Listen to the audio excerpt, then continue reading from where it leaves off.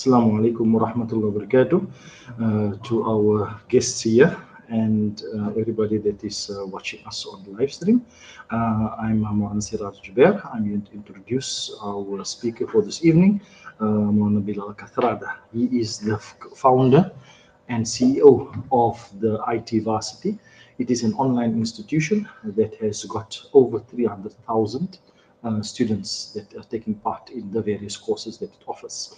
Moulana is on a visit here to PE, alhamdulillah, and he's done quite a few programs with the schools, with the Al Hidayah Center, and also included is this brilliant program for visionary parenting, discussing how parents can assist their children with the technological tools that are available and platforms that are available to increase and to develop the child's aptitude as well as the parents' ability to relate with technology, with the child, and navigate a better future for the children. Moulana's Institute has got quite a good reputation, and many of the students that have completed the courses with Moulana are working in big companies, international companies like IBM, Microsoft, and Amazon. Moulana himself, his background is a software engineer. He is also a teacher. He was a principal, a lecturer, and now he guest lectures at the University of KZN as well in the IT department.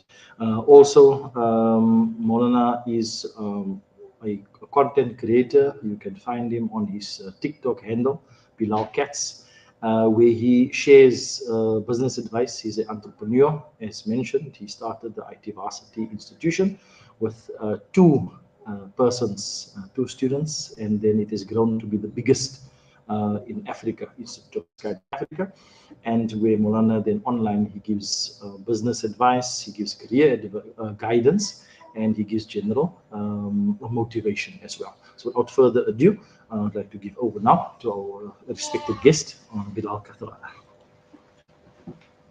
Jazakallah.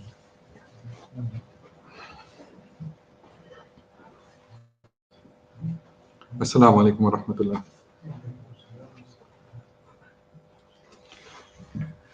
Respected friends, Jazakallah, thank you for being here.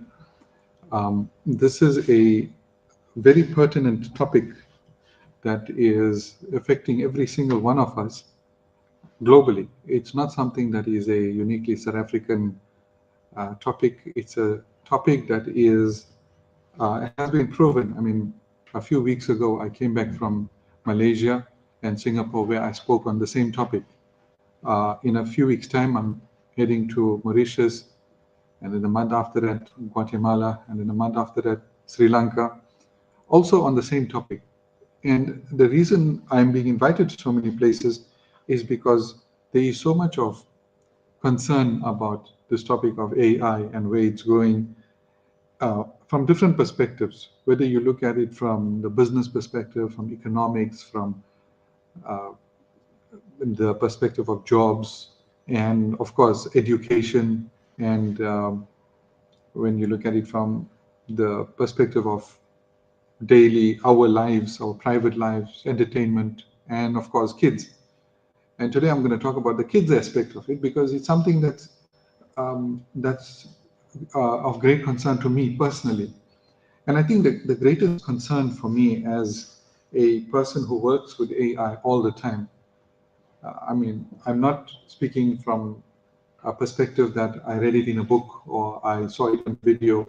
I'm talking from a perspective of somebody who works with AI, and I'm even in the process with my team of creating an AI for my business to support my students. So I fully understand the capabilities of AI, and I fully understand what is probably the growth trajectory, where this AI is going in the future, and what's the impact. And I'm seeing the impact on a daily basis on kids in particular.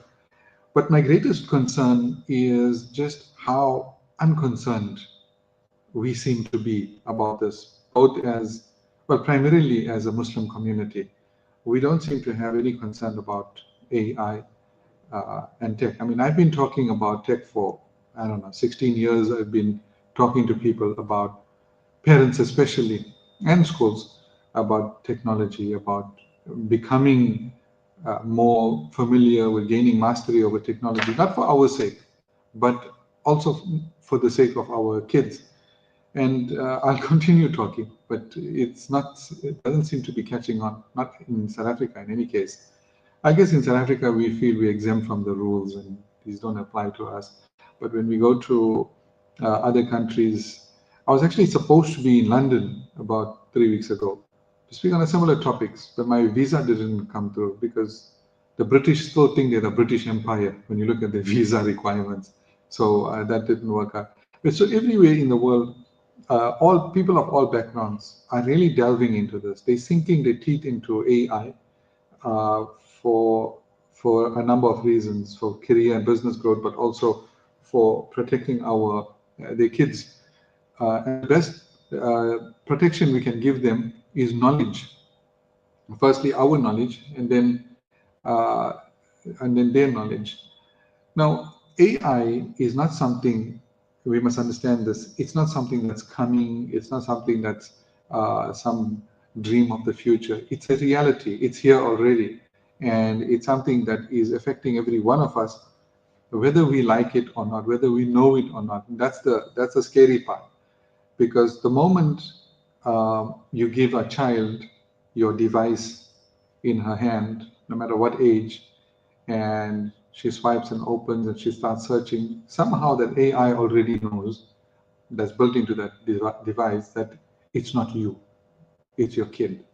Just from what they're searching, it knows.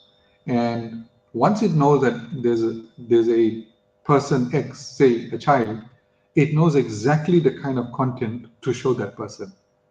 Otherwise, it won't be very effective.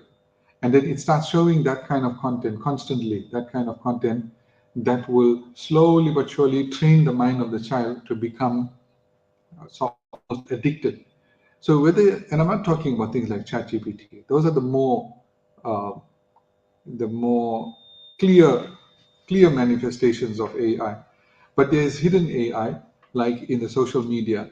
If you look at TikTok, if you look at YouTube, Instagram, all of these have AI built in, and these are machine learning AIs. So they're learning the habits of the person who's using it.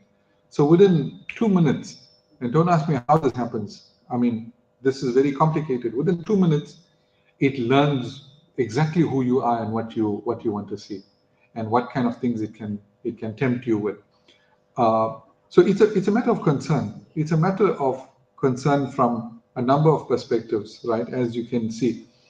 But the main thing is that it's not something. It's not a challenge, or it's not a danger that can be, that's not easy to overcome. It's easy to overcome, but we need to learn three things when it comes to technology, and we need to teach our children this. One is to learn, process what we learn, and create something with what we learn. Learn, process, create. And I'll give you an example, especially when it comes to kids. Kids are so good with technology that I've done this experiment with different classes in a number of different places, where I walked into a class and I said, kids, in fact, I did that today here in PE. I said to the kids, I'm going to teach you something new today. I'm going to teach you software development. And specifically, I'm going to teach you to make an app, an educational game app. And they said, no, we don't know anything about this. We don't have a background in it. So I gave them a URL on YouTube, a link to a tutorial that I prepared myself. And I said, right, now I'm going to sit back and you're going to learn this and you're going to create this thing. They was very skeptical at the start, and they never thought they were going to be capable of it. But the moment they started, you see those gears started turning, those minds started working, and they got it just like that. And within minutes, some of them completed the task at hand. Others took longer, but I think the first kid to complete it took about 20 minutes, and it was done. For a person who never coded before, for a person who never developed an educational game before, He just created his first. That shows the immense capabilities our children have with technology. Immense capabilities. And this was still one of the older groups I tried it with here in PA. There were times when I tried it with kids as young as 7 and 8 years old, and they figured it out. They just figured it within minutes. So what did they do? They learned, they processed what they learned, and they created something with it. So it's marvelous. It's really remarkable how much our kids know about technology. But the question that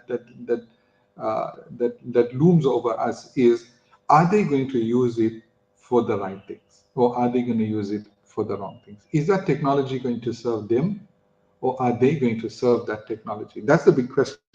So when we look at our children, right, upbringing of children, visionary parenting. I'm going to talk about what I think visionary parenting uh, is shortly. But before I get there, I want to talk about our children and what are the forces that are pulling them from every direction. Right? So if you look at this slide on my on the wall, the child is in the middle, and these are all the major forces that are working on this child, whether we know it or not. For example, firstly, technology and AI. These things are there, they are part of their lives, and if they don't have these things, then they are outcasts in their own societies. We know how it is, right? So tech and AI. The other one is psychology, and I'll talk about that very quickly. Uh, Third one, philosophy, right? There are two major philosophies at play here: Islamic philosophy and Western philosophy, which we don't even, most of us are not even aware of. And I'll tell you how that affects the child. Economics are at play here. Education, the state of education and culture. There's a clash of cultures, right? And that clash of cultures, right in the middle of this clash, is our children. And they are as lost as we are. So, firstly, we need to be aware of AI before they become aware of AI. We need to master this AI before they can. Because this, see, we firstly, we can't hope to protect our children from something we don't even understand ourselves. So it's important that we understand it, we understand how to use it, we understand how it works. So a bit of background on how the AI actually works. This is a slide of a coding tutorial that I'm actually preparing for children on how to build an AI of their own. Actually, I can give you a demo of it later, but they will be learning to build a maze solver AI. So this little bug in the middle of that maze is a representative or representation of that AI. And what it's going to do is it starts at the top of the maze. See that gap over there? And the moment you hit go, it goes through that maze and it solves the maze. And then if you change the maze, it'll go again and it'll solve the maze. So it's actually not just a stupid bug, it's a very intelligent bug because it can solve any maze that you give it. The best part is this tutorial is meant for children, and I'm going to teach them through my social media how to build this. Why? To build that familiarity with AI, to show them that AI is not magic, it's not something out of our reach, it's something that we can also create and we can own. Um, and it's important because there's a lot of fake news about AI. Some people will say that AI is going to outdo human beings and AI is going to become alive and sentient. Now, all these are anti-Islamic thoughts. These are not even un-Islamic. These are anti-Islamic thoughts because if you think that anything can be alive that Allah didn't create, then your aqidat and your iman is in serious jeopardy here. So we don't buy that nonsense. AI is nothing more than computer code and algorithms. They can do amazing things, but they are not alive and they never will be alive. And they will never replace human beings. When I go to schools and talk, the teachers think AI would replace them. AI will not replace human beings. AI is not that capable and never will be that capable. And this you can write down and you can hold me to it. So as I was saying, the moment we put a AI in the hand of a child or any device, there's already AI built in there. There's no doubt about it. It's already there. And it is monitoring what they are doing. And if they don't have the ability to detect that they are being influenced by that AI, then they're just going to go downhill. I mean, just to give you an example with ChatGPT, for example, when I first started using it, it started giving me a whole lot of nonsensical talk, things that are against our belief structures, like, things like Western propaganda and very liberal values. It started pushing to me. But over time, I kind of held it accountable. I took it to task, and I trained mine to not give me nonsensical talk. So basically, I converted my AI to Islam, right? So when I'm talking to my ChatGPT, it knows this guy is a Maulvi, and it knows that when you give him answers, be very careful about what kind of answers you give. But a child, what is a child going to do? He's going to pump all sorts of Western liberal nonsense, and this child is going to be is going to doubt. He's going to start doubting his or her own values. So that's another danger of AI. We don't know what kind of propaganda it's going to start to push, but we know this much, that the AI that we use is, or generally, except for DeepSeek, all the others are actually products of the West, and they're going to push Western propaganda. So where does the psychology come into all of this? Now, when you look at a child's makeup psychologically, there's a very big mistake. There's a couple of very big mistakes that we make uh, because we don't understand them. So I've spent the past 10 years of my life researching what it is about kids today that make them different from us. And one of the things I found is that they are what I like to call Generation Y, not as in Gen Z and Gen Y. That's all nonsense there. But Generation Y, as in the word why, meaning they want to know why. Before they do anything, they want to know why. So sometimes mom or dad or Moulana or teacher gives them some instruction, and they want to know why. Now, if we ask our dads, I'm a 1975 model. If I ask my dad why when he gave me an instruction, I would be given one clout, right? So we did what we were told, and the generations before did what they were told, because they were one is partly it was fear driven, and partly because that there wasn't so much exposure to what's out there. Today, in 10 minutes of TikTok, a child will have 100 different exposures to values that are not ours. And when we say something and they ask why, the answer must never be because I'm your mother or I'm your father or I'm your Maulvi Saab.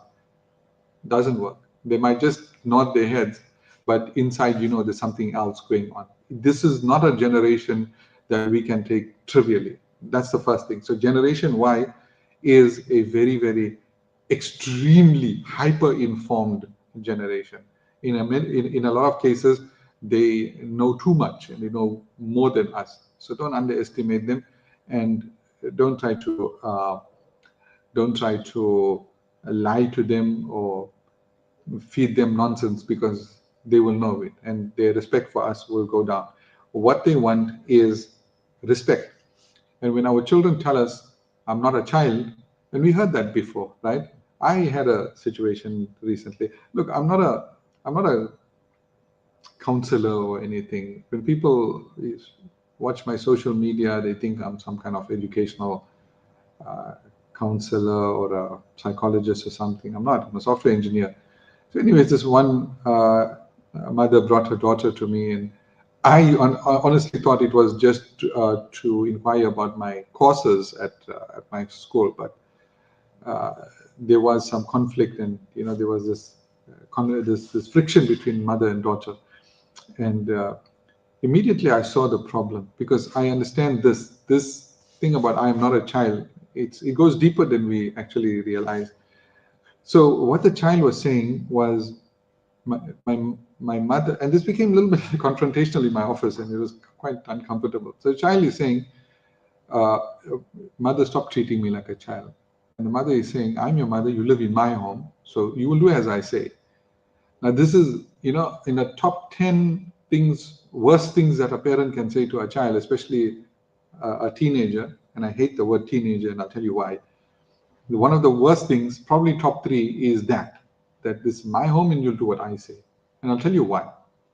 You see, there are some very serious studies that are coming out of the US, of all places now, from highly trained psychologists who are trying to understand the problem of teenage suicide, teenage depression, and teenage suicide, because it's reached pandemic proportions in the US.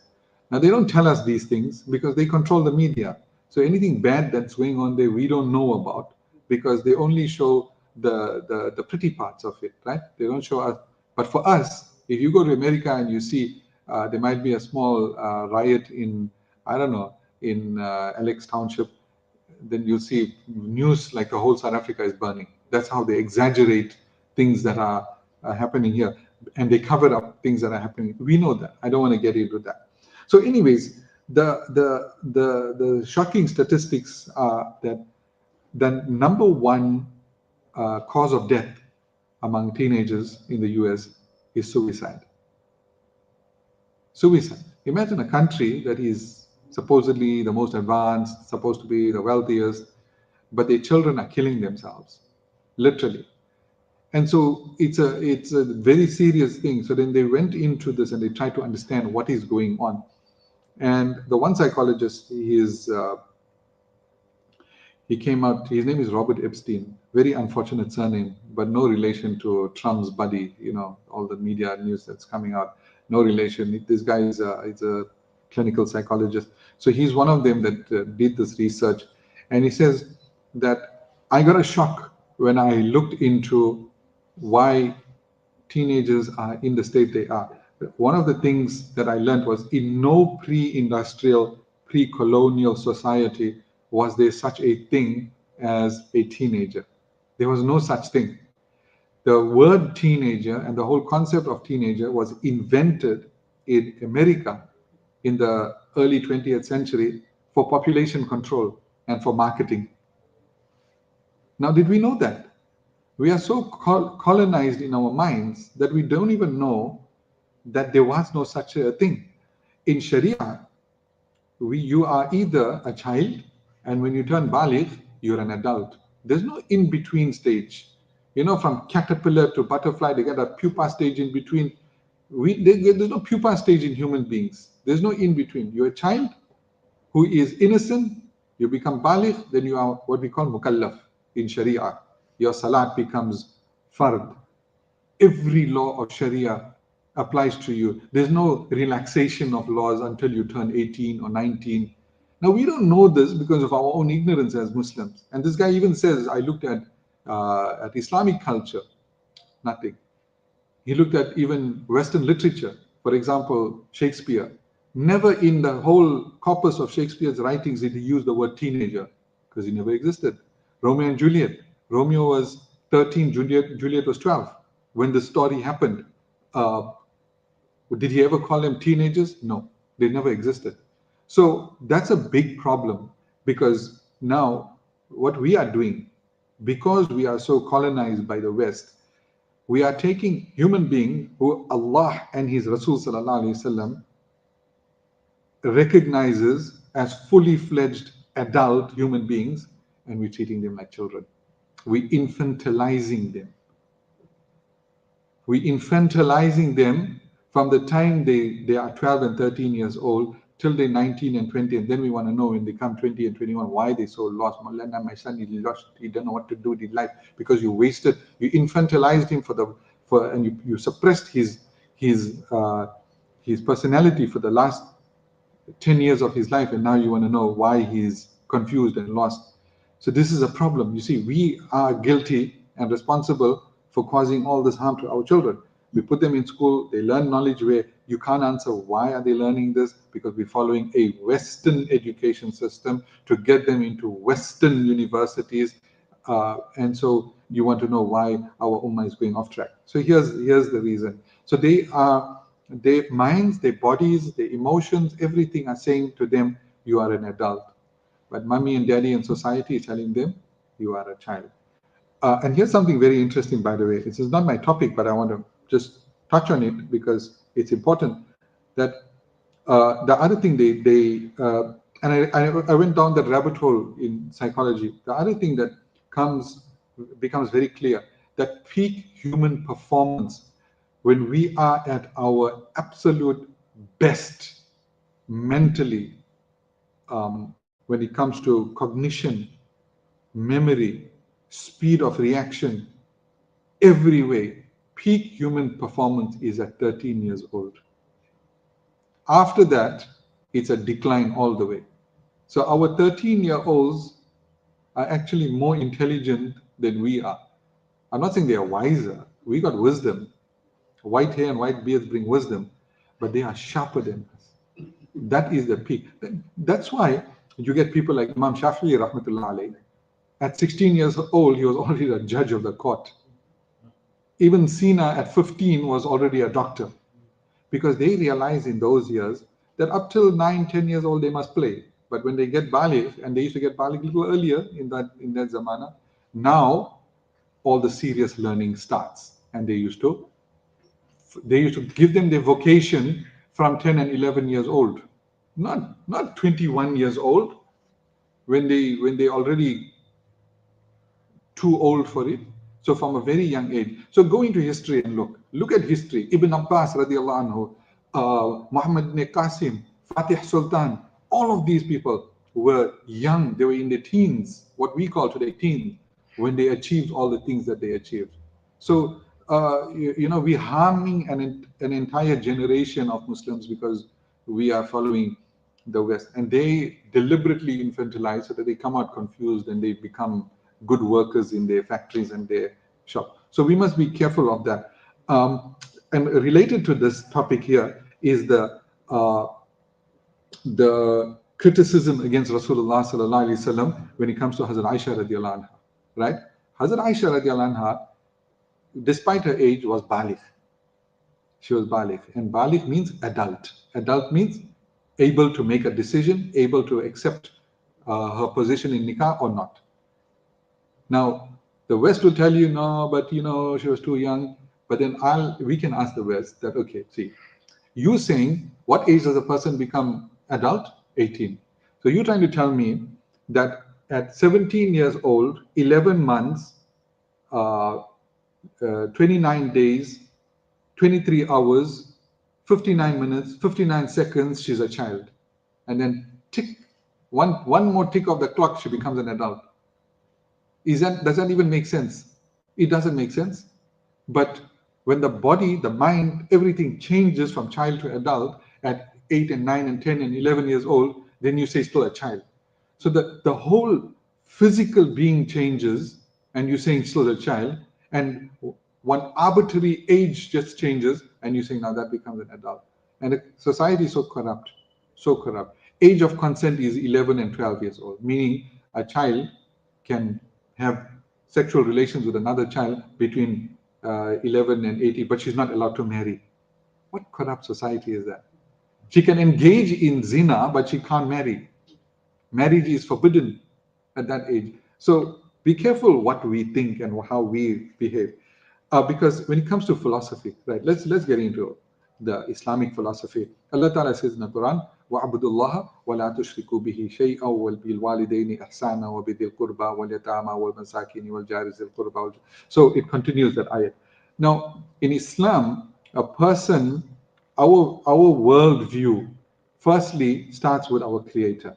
There is our responsibility to our Creator. After the Creator, then obviously in terms of our responsibility, look, Allah and His Rasul sallallahu alaihi wasallam, let's put it like that. Then comes our responsibility to our family, parents, starting with mother, father, siblings. Then it goes to neighbors, community, ummah, environment.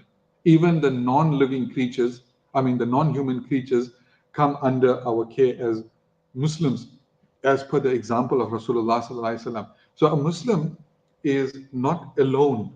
A Muslim is responsible for all this. But if you look at Western philosophy, there's what they call the sovereign individual. Everybody cares about himself. This intense individualism that I don't have to worry about that person or that person or that person. I worry about myself and my own passions and my own desires and my own whatever I want to do. So you see the difference now. Islam is structured.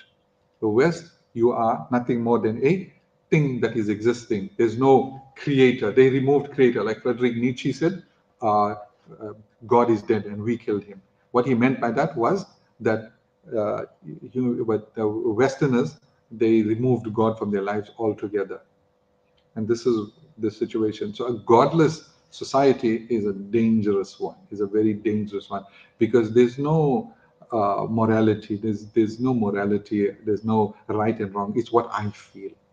So if I feel that somebody should live and I let them live, then it's good. If I feel somebody should die, I mean, it's prevalent in the world today. There is no morality there, and that comes from the philosophy, the underlying philosophy.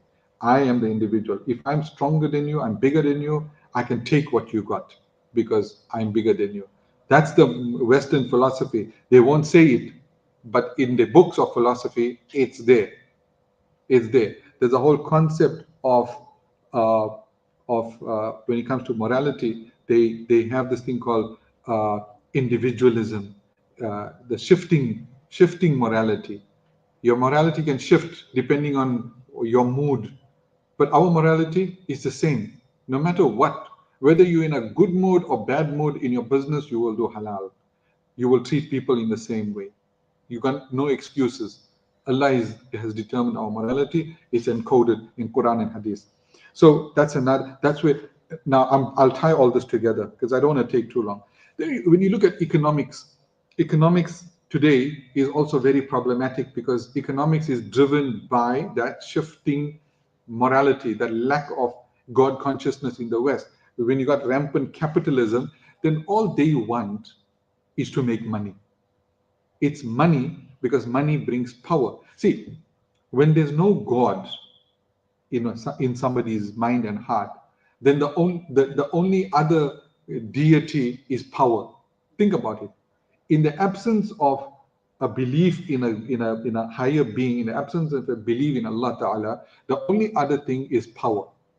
That's why these people are so power hungry, because it's not fairness and justice don't exist anymore. It only depends on who got the most power, who got the most nuclear weapons, who got the most money, who got the most influence.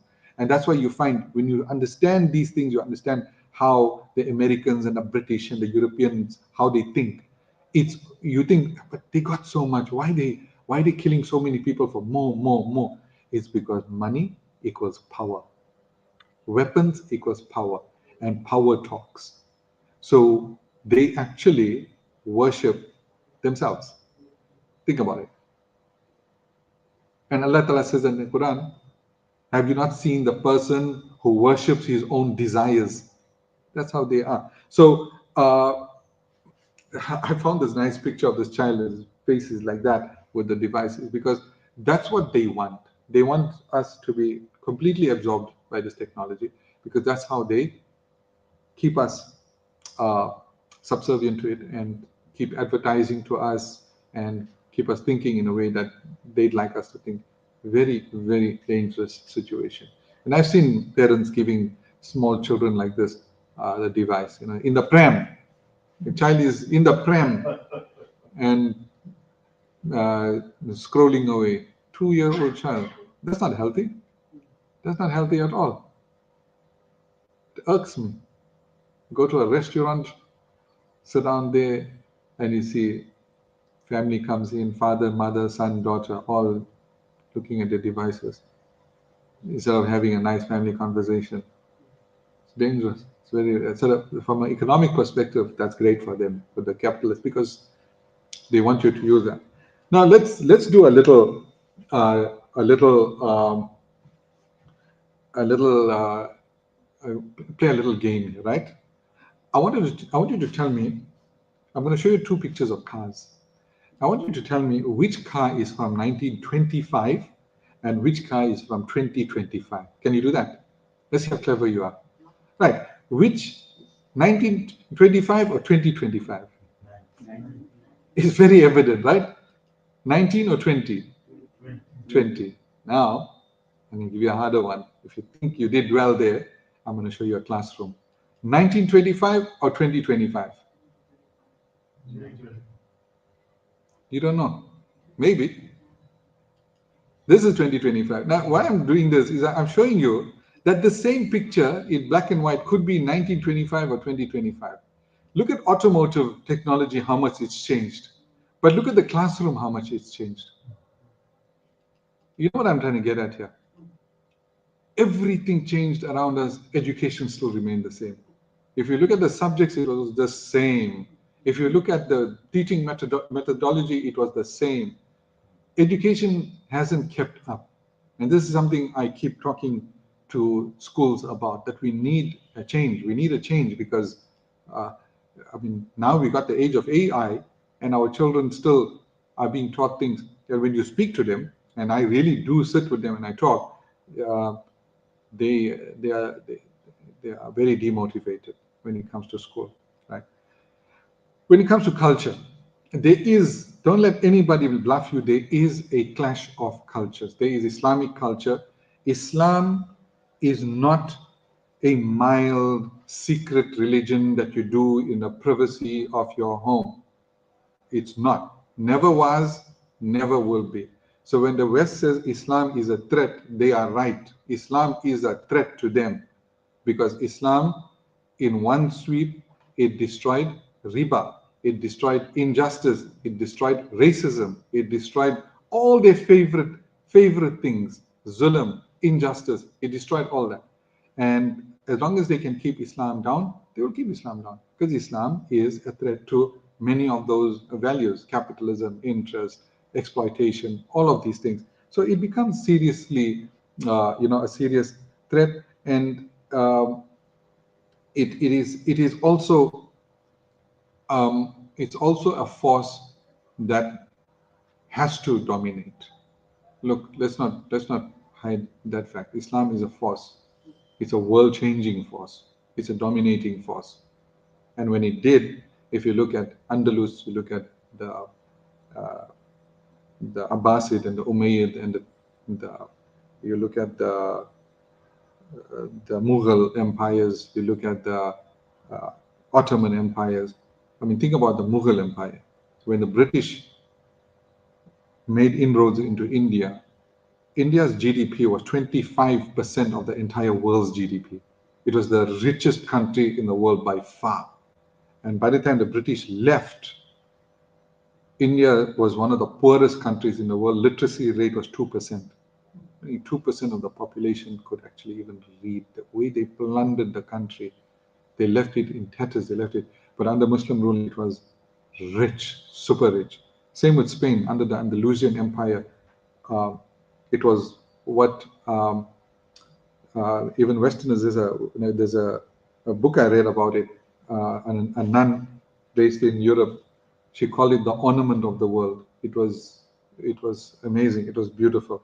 So I mean, when you look at culture, the West, particularly America, is a not just a country, it's a culture, right? Because when you look at this, you immediately know what this is, right? I don't even have to tell you. Even if I showed you one line from there, just looking at the colors, you'd know.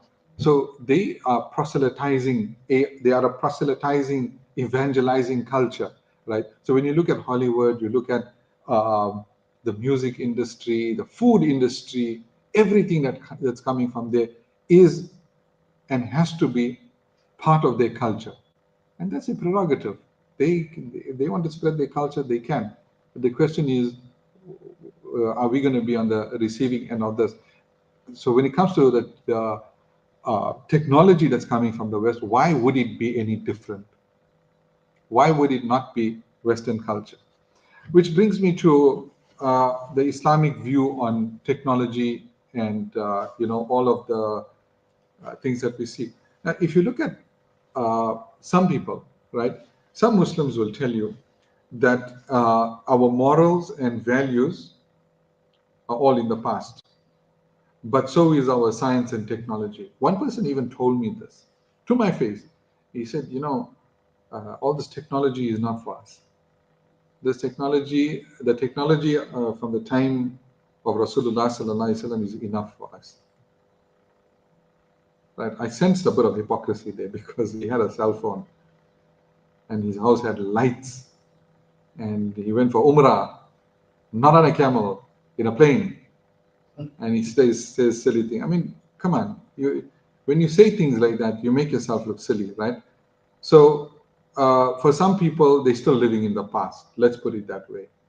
Puritanism, traditionalism is all nice, but when you look at the world around us, we have to embrace. It's embrace or die.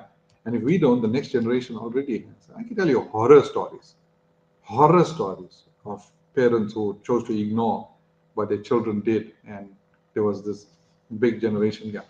What the West says, see, the second row is what the West says. They don't look in the past for their morals. We got in their minds, we got nothing to learn from the people of the past. So we'll make our morals and our values as we go along, and our technology also as we go along. So with every new technology, they define a new set of rules, which is problematic even for them. But look at the last row with the tick. That's the most balanced view.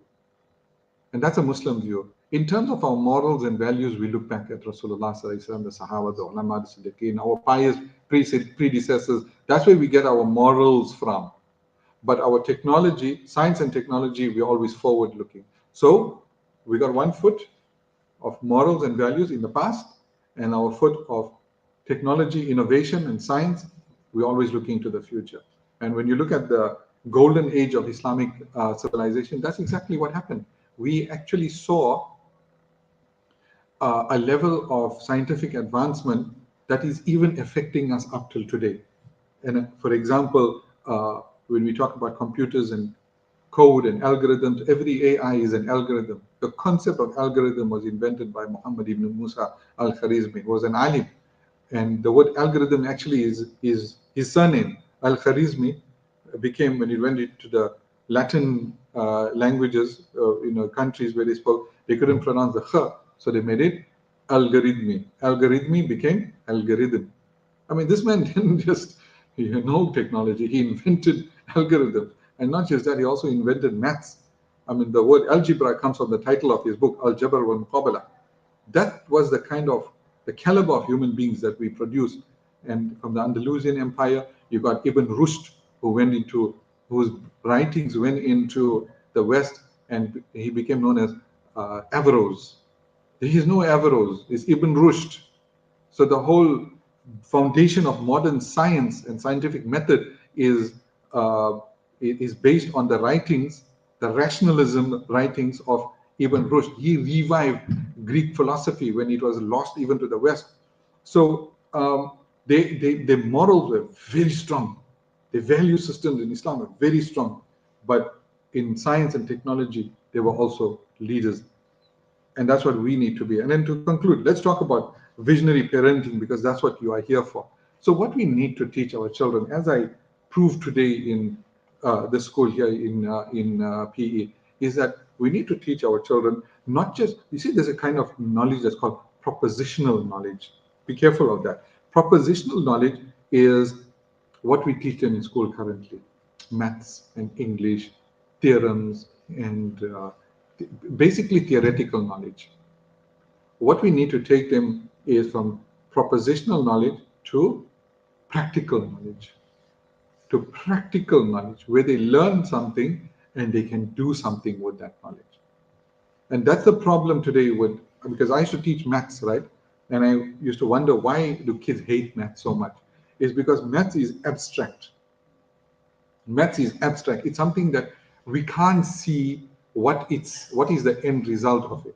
For example, if you wanted to learn how to do carpentry by me, and you came to me and I put a big book on the table and I said, okay, study this book, and in that book had all different types of woods from different parts of the world, this type of wood, this kind of fibers it got, and this kind, you'll fall asleep or you'll run away. But if you came and I gave you a saw in your hand, I said, see, there's a piece of wood. First and foremost, I'm going to teach you how to measure and cut. And then I'm going to teach you how to join. And then we're going to go from there into making a chair and a table. Now, that is not abstract. So the book with all the stories about the wood and where they grow and different types of conditions, That's abstract knowledge, because you can't join that with that table or that chair that's there, that wooden table or chair. But the moment you start measuring and cutting and knocking, now that is concrete. That is something you are actually working with. Now, in the real world, we don't work with abstracts. In the world of work, in your business, in your profession, you work with concrete things, and you need to know those things. You need to know how to use those things. So if you're in a shop, or you're in a computer programmer, or an accountant, or a lawyer, you're working with concrete knowledge. Now, in school for 12, 13 years, we teach them abstract. So children can't join this whole idea. They can't bridge this idea between abstract and concrete, and that's a problem. That's a very, very big problem. So we need to teach them to learn, process what they learn, and create something. Learn, process, create. And I'll give you an example. I was in Polokwane last year, and I gave the teachers a task. I said to them, right, now I want you tomorrow to not teach your class. Whatever subject, whatever section you're going to teach them, don't teach them that. Give them that as homework. Go home, use ChatGPT or use YouTube or whatever, and do research. And you come and teach me tomorrow. And the kids did that. And the teacher came to me, and she was one of the oldest teachers. She was in her 60s. She said, I can't believe it. It was a miracle. I gave them this opportunity. They did it. Learn, process, and create. They got their knowledge, they processed, and they created their own knowledge out of it. This is what we need to be teaching children, not just to learn and do exams. And us as parents, we need to use what I call the REST method. So firstly, when it comes to using technology, particularly AI, we need to have rules. Firstly, we need to be aware of what possible dangers there could be. So we need to set rules. Second, education.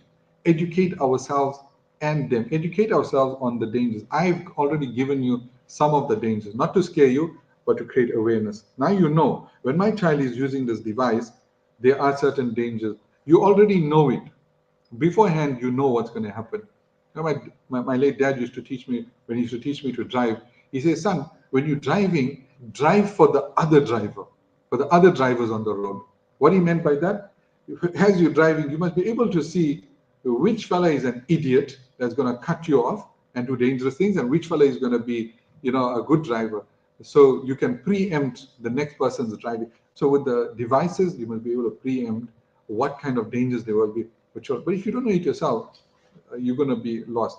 So things like we spoke about philosophy and culture, Western philosophy, this whole Western morality, LGBTQ movement, and all of these things. They're going to try and push that in. Atheism, neo-Darwinism, all these things. They're going to try to push that. That's their philosophy. That's their culture. That's their prerogative. Now, the question is, how do we educate our children to know those things, to deal with those things? Because they just keep popping up. You open any social media, you're going to see an atheist talking and giving his reasoning. And some of it sounds so fantastic. The logical argument sounds so convincing until you got a little bit of critical thinking, and you know how to tear that apart. Everything falls apart. The other thing is, we need to be proactive. We need to give them very strong Islamic values, very strong. And this is where I admire the efforts of people like Moulana Siraj and Moulana Jamil, because I saw something very strange. These are strange human beings. When they walk into a school, the students' faces light up when they see them. I don't see that where I come from. I see kids running the other direction. Huh? Malvi came and everyone bolted. But these guys, I like their chummies. They respect them. They look up to them. They smile. They come and they greet. That shows that something good is happening here, right? This is the kind of relationship we need to have with our kids. One great alim, senior alim, when I just got married, and I think my kids were tiny. I asked him for advice. I said, Hazrat, give me advice. So he looked at me and he said, he said in Urdu, he said, "Bachche ko apna dost banao." Make your children your friends. So I was sitting there blinking. Now, what does that even mean? Only years after that, I really understood. that when there's a level of friendship, there's a level of trust. When there's a level of trust, then your values and your morals they will accept. And if there's friction, then they will hate you in everything you stand for. It's simple. I met one when I was a software engineer out in Santon. There was one software developer, very senior software developer, brilliant guy. Muslim name, Muslim surname, atheist. Why? So one day I asked him, he said, I just hate everything what Islam stands for. Why? Because my teacher used to abuse me physically. He used to beat me up for every small thing. And since then, I just got no respect. Now you see the difference. And it's shocking, right? So be proactive. Instill values. Look, if you want to give them the device, let them use it. It's good for their growth, it's good for learning. That's a whole topic, how you can do an entire university level learning just using AI. That's something I'll be teaching in Sri Lanka. But it's a valuable tool. We need it. I know people who are running multi-million rand businesses with nothing more than their cell phone. Very, very, very fantastic. And then instill in them values, Islamic values, and teach them morals. Do not police them. Do not impose on them. Do not guilt trip them. Do not become their enemies, become their friends. And inshallah, we will be successful. With those few words, I'll conclude and open up for any questions. And by say about 10 minutes more, inshallah. I got an early start also. These guys, I told them, give me 2 talks in a day. Today I had 6. 6. MashaAllah. That's, that's Allah's wisdom. If He wants to use us, why must we? And we're talking to these children that are so beautiful, man. Many of them are lost, they got issues. And it was a pleasure for me. But any questions, guys? Any questions? Are we taking questions from the online? No. Okay. On the ladies section? I don't know if there are any ladies. Yeah. So diagram about where you have the character and the environment and family, etc., etc. Just to speak on the mic, so the ladies can have some questions. And online also? Yeah, okay. The diagram that Moulana has there with the creator in the one circle, it's actually the creators in the smaller circle. Yeah. And then comes the family in a bigger circle and the neighbors in another bigger circle. Mm-hmm. Should it be the other way around? Actually, we have the creator as in the biggest circle. Yeah. He is the whole and the earth is the whole. Exactly, but it's not representative. See, this is supposed to be actually looking at a pyramid from the top, right? At the pinnacle of the pyramid, right on the top is the creator. So that's what it's supposed to be. But I get your point. This is not supposed to diminish the importance of the creator in any way.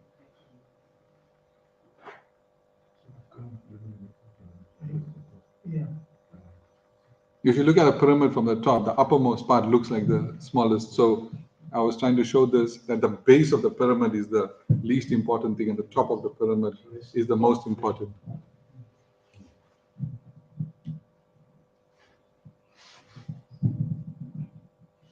You could just ask them.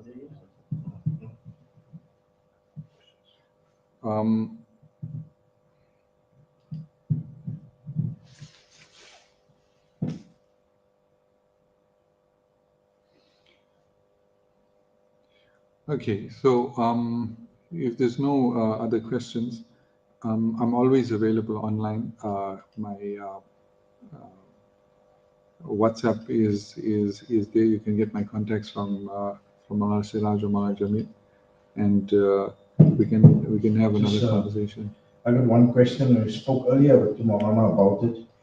So the other thing we find, especially in the Islamic schools, where the females are too scared to open up to especially now to the teachers and the ulama example. So that is a lack of communication there.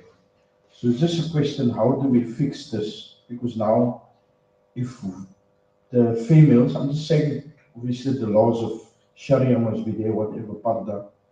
If they don't open up to the ulama, they will continue to open up. So if I'm just putting the question, be the way forward now, how to, because they want to open up, but this just felt like, okay, right, if I do open up, someone will judge me, and especially in the schools, and what will the teacher think of me, and what will the Moulana at the school think of me? So that's also another issue we need to. Yeah. So it comes to this here, that T, the trust, right? I mean, I think of that incident when that youngster came to Rasulullah sallallahu alaihi wasallam, said, he came and said, I'm tempted to commit zina. Now we don't ever really think about what a huge thing that was. This is a youngster who is coming not to some Maulana, he's coming to Allah's Rasul sallallahu alaihi wasallam, and he's telling him this. But he came and he did that knowing he's not going to be judged, he's not going to be rebuked, he's not going to be reprimanded, and he's going to be given proper advice. I think we tend to become sometimes too pious for our own good, and we want to become judgmental, and it's more dangerous when we do that with our own children. I remember a very personal example when my kids were still in primary school. Now my boys are all like 24, 25, and 27 years old. But my big son, he was in a state school, and he came and he complained one day, Mom, Dad, there was a boy in my class who was showing us rude pictures, right? So my wife went ballistic. She was like, wow, she was like, natural parental, almost rebuking him why that happened. So I called her one side. I said, see, you don't know what's happening. This is our kid coming and confiding in us that other kid came and showed them stuff. That's a level of trust. Don't break that trust by judging him for something that he wasn't guilty of. So we went and complained to the principal, and that kid was, found out, and he was reprimanded. So I think, when you become their friends, like that Hazrat told me, because actually, it's not. It doesn't just apply to parents. It applies to the ulama also. It applies to teachers. Make them your friends. Show them that there is friendship. And when they do things wrong, and they will do things wrong. Who doesn't do things wrong?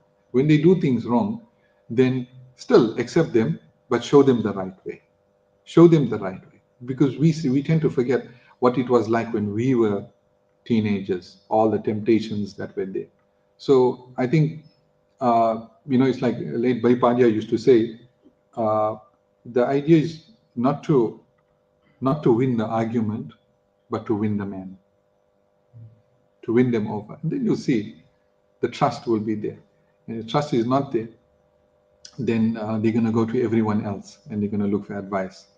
And not everyone is their friend out there. Jazakallah for that question. Yeah. There's a question in the back there. I've been using this ChatGPT for some time now. And my ChatGPT even knows I'm a Muslim. So he greets me with Assalamu alaikum. Yeah. And so the thing is, sometimes you ask it to just create the ad for you or something. It does exactly what you say. And also, I've been using it every night. Sometimes I read a hadith from Fazali Amal or something. And then after that, I'll tell ChatGPT, listen, I'm sitting with my 4 boys, and give me some advice, some life advice that I can just throw with them, And I'll sit like I'm playing with the phone, but I'm reading now. What this thing is telling me, be a kind person, make sure you read all your salah. It's like perfect. And even if you ask it a masla, it's more accurate than the Moulana. He's not going to give you a mistake. It's like everything is just perfect. But the only problem is, I want to find out if Moulana is using the same version. So are you using a paid version of ChatGPT or the free version? I'm using the paid version. There's 3 tiers, the free, and there's a paid, I think the premium, and there's a pro. I'm using premium. It's definitely worth it to take depends also how much you use it. A lot. My whole business is run with AI. Every department in my business is run with AI. And I consult the corporate sector, like the big banks and other big companies on AI, particularly decision making with AI. So yeah, I use it a lot. So the thing is, when you when I'm asking, and it gives me, just to the other brothers also, just what I picked up on ChatGPT is that it's things that we can't, like you thinking, I'm going with my kids or my family, you want to discuss something, but you don't really know what to talk about. It doesn't come to mind. And you just tell AI, ChatGPT, it gives you stuff like this. It does. So if the guys are with their sons or the kids or in a group, you just talk to AI. You don't have to know anything. You just tell AI to give you some advice, and you can throw the advice at the people. Yeah, that's true. It's remarkable. But remember, AI, you must treat it like a mischievous child sometimes, because it does make mistakes, and sometimes some serious mistakes. There were times when, particularly when it comes to matters of maslas and aqaid, be very careful. Mine has made some very serious mistakes, which I corrected, and then it sort of came right. They call it AI hallucination. When it doesn't know the answer, it makes up something, which is absolute nonsense. So be careful of that. But in every other way, when it comes to things like what you said, life advice and things, it's good. It's great. When it comes to being a learning tool, it's very, very good. It's very powerful. But also, still, if it's see, you can, the way I teach the corporate sector is this: when you look at AI and its usage, you look at uh, the the risk, the risk level, right? So we do it like this four square quadrant. I'm going to try and keep it simple.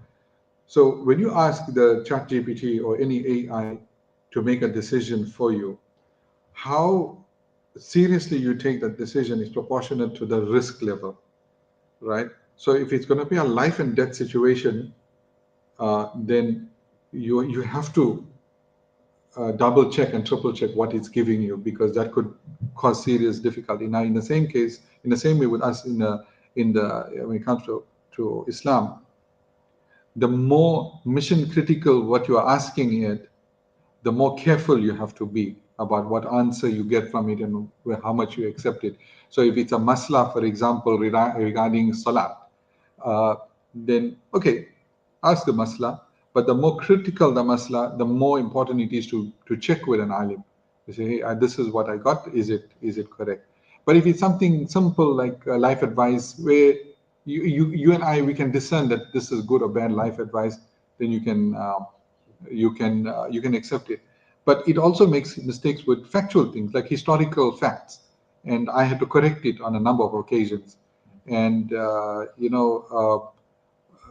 since then, it kind of corrected that, but it's made other mistakes. I can give lots of mistakes that it makes in the professional world.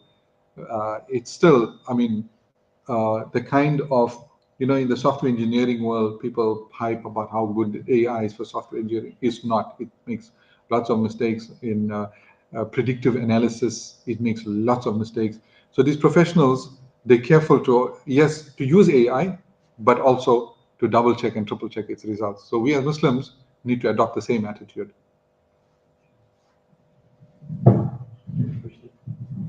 I think also with that answer also it is very important for the ulama also to be aware of this also. Not Yeah. to say that no, you don't need to know about AI. You need to be up to date also. I'm not saying you must fall in the trap of it deeper, but we need to know also because now tomorrow the youth can come to you with the question, Moulana, you said so, but I got the answer from ChatGPT. He said this is the answer. Now how do you? So that is why I think us as ulama also need to be aware of it also, and also try to guide the youth in that way, also to know about this technology also. So I don't know That's very important, because it feeds right into what we were talking earlier about trust and about non-judgmental.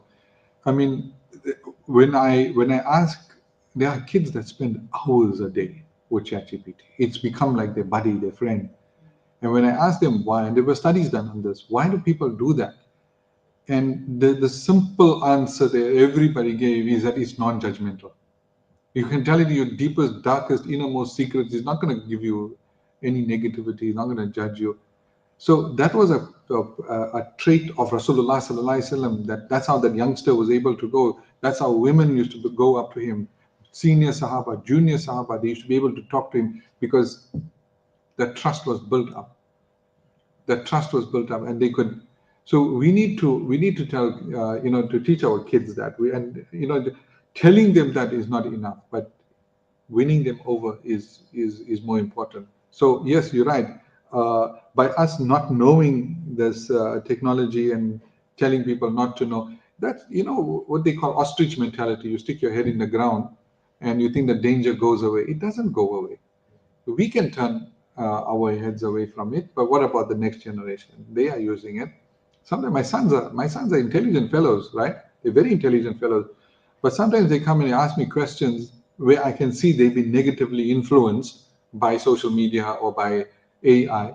But I'm glad that they can come and ask me these things, matters pertaining to Aqidat, matters pertaining to creationism. They come and ask me, Dad, I saw this here.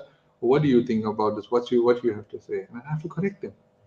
But there's a trust. If imagine, I think how horrific it would be if they didn't trust me and they just accepted whatever was told to them. So it's very, very crucial. But then again, as a tool, it's extremely useful in our businesses, and like my brother is saying, in so many different ways. My marketing team, my sales team, my legal team, my every team just uses AI, all different types of AI. Okay, Bas, I think we'll stop here. I need to get going now. Early start, inshallah. Jazakallah, brothers and sisters, for attending. Assalamu alaikum.